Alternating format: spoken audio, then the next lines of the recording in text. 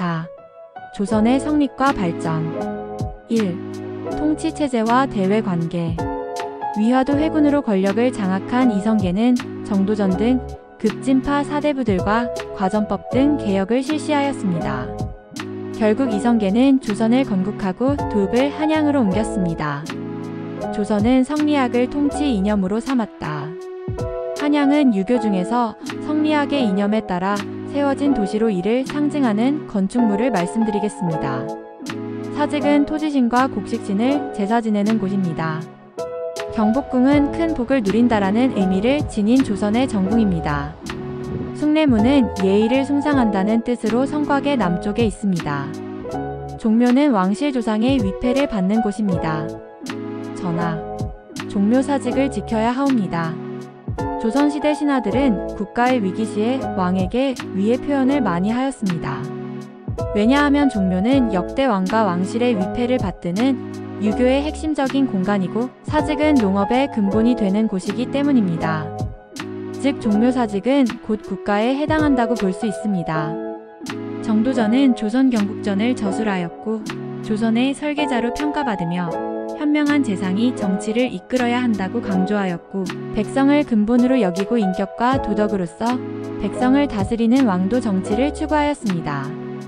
즉 정도전은 신하 중심의 정치를 추구하였다고 볼 수 있습니다. 정도전의 신하 중심 정치가 마음에 안 들었을 이성계의 아들 이방원은 이런 생각을 했을 것입니다. 우리 아버지가 조선을 세웠는데 감히 정도전 따위가 설치다니. 생각 끝에 이방원은 정도전을 제거하고 왕위에 올랐고 그가 태종입니다. 태종은 당연히 신하가 아니라 국왕 중심의 정치를 추구했습니다. 태종은 전국을 팔도로 나누고 공신들의 사병을 없애고 호적을 조사하고 호패법을 실시해서 인구를 파악하고 국가 운영의 기초 자료를 마련하였습니다.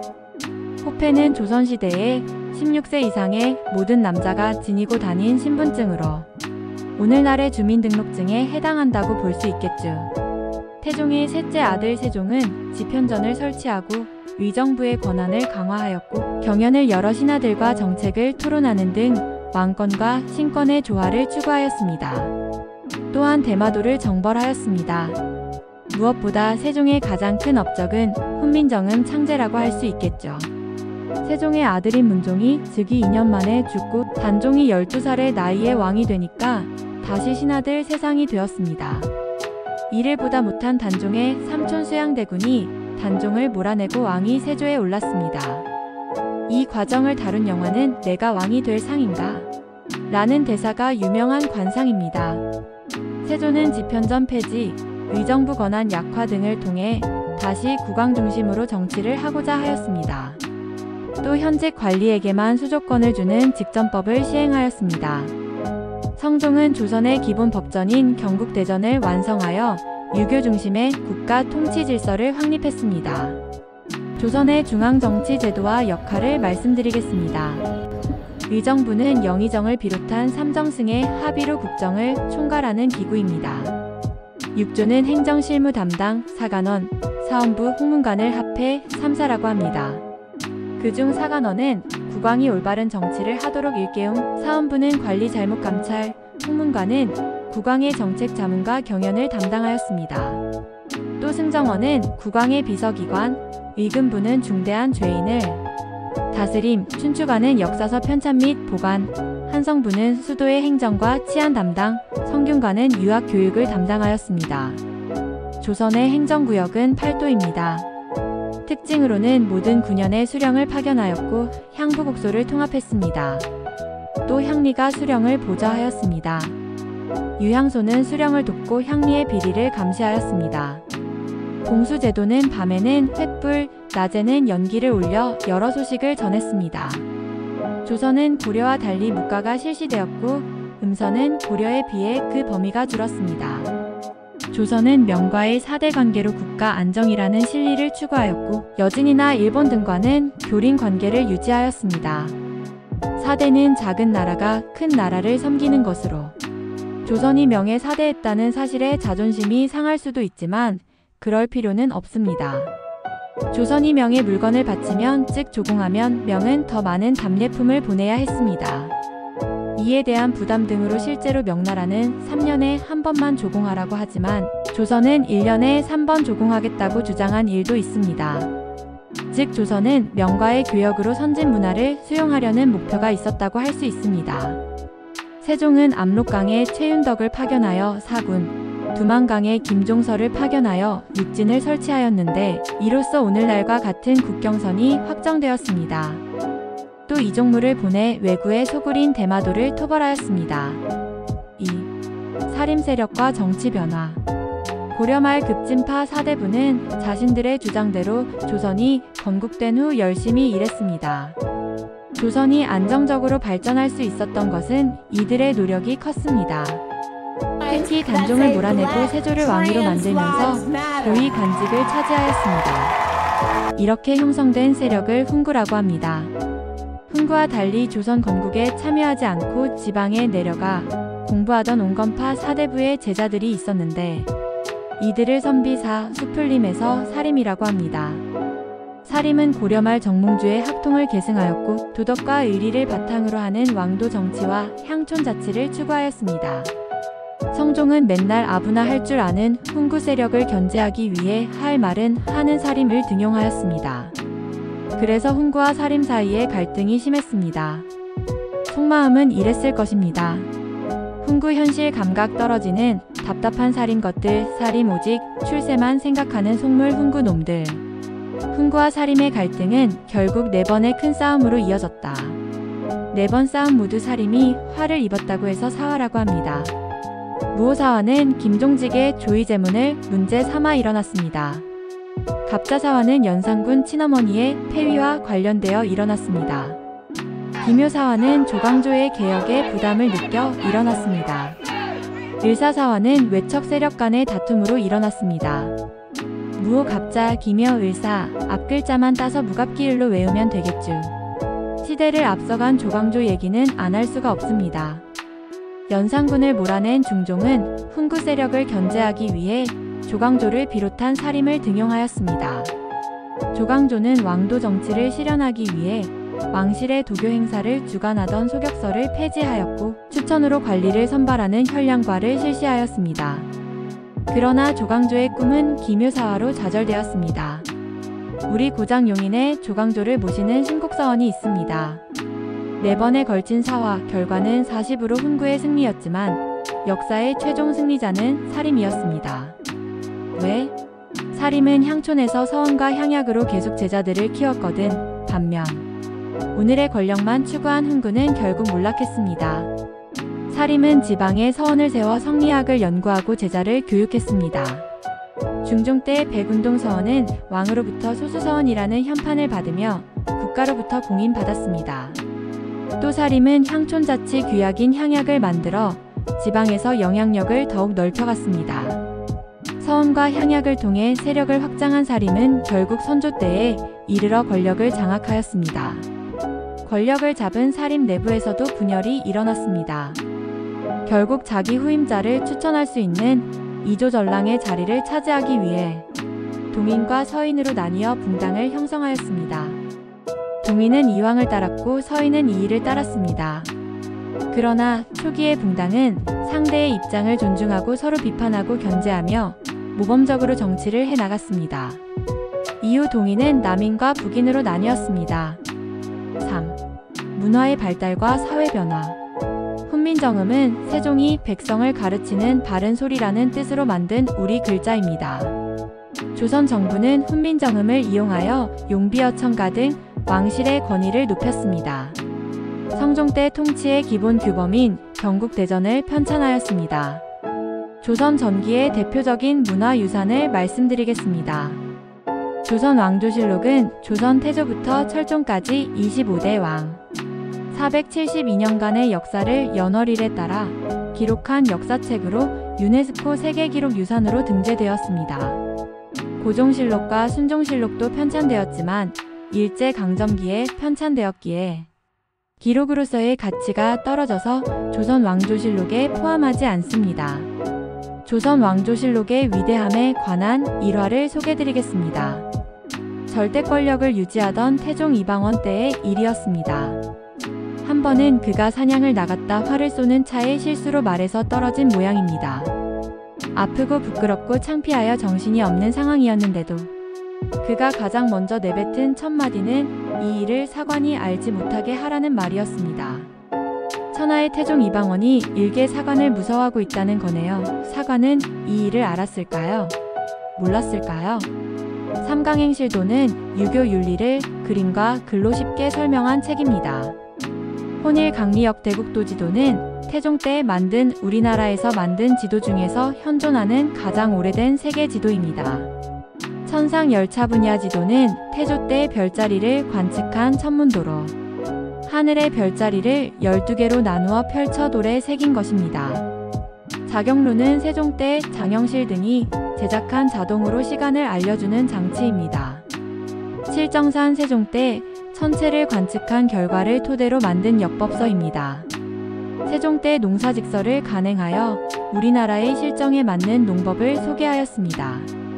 또한 화약이 달린 화살인 신기전과 화차를 개발하였습니다. 조선 전기의 화약 무기 개발에 힘쓴 것은 1592년에 일어난 임진왜란이라는 전쟁에서 큰 효력을 발휘하였습니다. 이순신이 특유의 전략을 자신있게 구사할 수 있었던 것은 일본보다 우위에 있던 대포의 위력에 있었는데 이순신은 이를 적절히 활용한 것이지요. 갓세종이네요. 조선 전기에는 양반 중심의 문화가 발달하였습니다. 그중 매화난초 국화대나무를 표현한 사군자화가 유행하였습니다. 또한 강희안은 선비의 고상한 정신 세계를 보여주는 도사관수도를 그렸고 안평대군은 꿈속에서 복숭아밭을 노니는 그림이라는 뜻의 몽유도원도를 그렸습니다. 도자기로는 고려 말에서 조선 전기의 분청사기가 유행하였는데 소박하고 자연스러운 멋이 있습니다.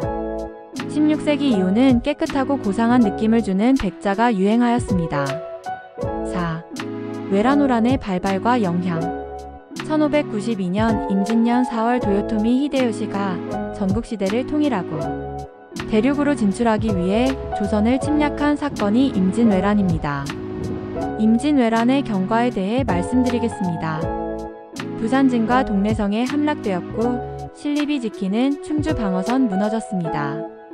이에 조선은 명예지원을 요청하였습니다. 일본은 한성을 점령하였고 함경도까지 북상하였습니다. 임진왜란이 일어나자 곽재우와 같은 의병이 일어났습니다. 그리고 이순신이 이끈 수군은 옥포를 시작으로 사천, 당포 등에서 연이어 승리하였습니다. 특히 한산도 대첩에서는 학이 날개를 편 듯이 적을 둘러싸고 공격하는 학익진으로 큰 승리를 거두었습니다. 판옥선은 회전이 쉬워 다양한 전술을 펼 수 있었고 튼튼한 거북선은 돌격선의 역할을 하였습니다. 명은 조선을 도와주려는 의도보다 일본의 대륙 진출을 막기 위해 조선에 지원군을 보냈습니다. 조명연합군은 평양성을 되찾았고 김시민은 진주성에서, 권율은 행주산성에서 큰 승리를 거두었습니다. 남쪽 해안으로 밀려난 일본군은 명과 3년에 걸쳐 휴전 협상을 했으나 결렬되자 1597년에 다시 침략하였습니다. 이를 정유재란이라고 합니다. 그 즈음 이순신을 대신하여 원균이 삼도수군 통제사를 맡았는데 칠천량 해전에서 크게 패배하고 원균도 전사했습니다. 다시 삼도수군 통제사가 된 이순신은 명량 해전에서 12척의 배로 300여 척의 적선을 맞았음에도 기적적으로 승리하였습니다. 이후 도요토미 히데요시가 죽자 일본군은 조선에서 철수하였고 이순신이 이끄는 수군이 퇴각하는 일본군을 노량에서 무찌르면서 7년간의 전쟁은 끝이 났습니다. 이순신은 노량 해전에서 전사했습니다. 임진왜란의 영향에 대해 말씀드리겠습니다. 조선은 신분제가 크게 흔들리면서 양반의 권위가 크게 하락하였습니다. 또 담배, 고추 등이 들어왔습니다. 일본은 도쿠가와 이에야스의 에도, 오늘날의 도쿄입니다. 막부가 탄생했고 조선에서 통신사가 파견되면서 문화가 발전하였습니다. 명은 조선에 지원군을 보낸 이후 국력 약화되었고 이 틈을 타서 여진족이 빠르게 성장하였습니다. 임진왜란이 끝나고 동아시아 정세가 복잡하게 전개되었습니다. 명이 약해지고 여진의 누르하치가 후금을 세웠습니다. 후금이 명을 공격하자 명은 조선의 군사 지원을 요청하였습니다. 국왕 광해군은 강옥립이 이끄는 군대를 명에 파견하면서 강옥립에게 상황에 따라 적절하게 대처하도록 지시했고, 조명연합군이 후금에 패하자 강옥립은 후금에 항복하였습니다. 이후에도 명의 군사 요청은 계속되었으나 광해군은 강성해진 후금과 쇠퇴한 명 사이에서 중립 외교를 펼쳐 후금과의 전쟁을 피하였습니다. 즉 광해군은 명분보다 외교적인 실리를 택한 것입니다. 이러한 광해군의 외교 정책은 명에 대한 의리와 명분을 중시한 서인의 반발을 불러일으켰습니다. 또 광해군이 이북동생 영창 대군을 죽이고 어머니 인목대비도 물러나게 하고 귀양을 보내자 유교 윤리에 어긋난다고 하였고, 결국 정변을 일으켜 광해군을 쫓아냈고 인조를 왕으로 추대하였습니다. 이를 1623년에 일어난 인조 반정이라고 합니다. 광해군을 쫓아낸 인조와 서인 정권은 후금을 배척하고 명을 가까이 하는 친명 배금 정책을 펼쳤습니다. 결국 후금이 1627년 조선을 침략하였습니다. 이를 정묘호란이라고 합니다. 인조는 북방민족이 해군이 약한 걸 알고 고려시대에 몽골의 침입 때 그랬던 것처럼 지배층만 강화도로 피신하였습니다. 결국 조선과 후금은 형제관계를 맺고 돌아갔습니다. 정묘호란 이후 후금은 조선의 임금과 신하의 관계, 즉 군신 관계를 맺고 전보다 많은 물자와 군사를 보낼 것을 요구하였습니다.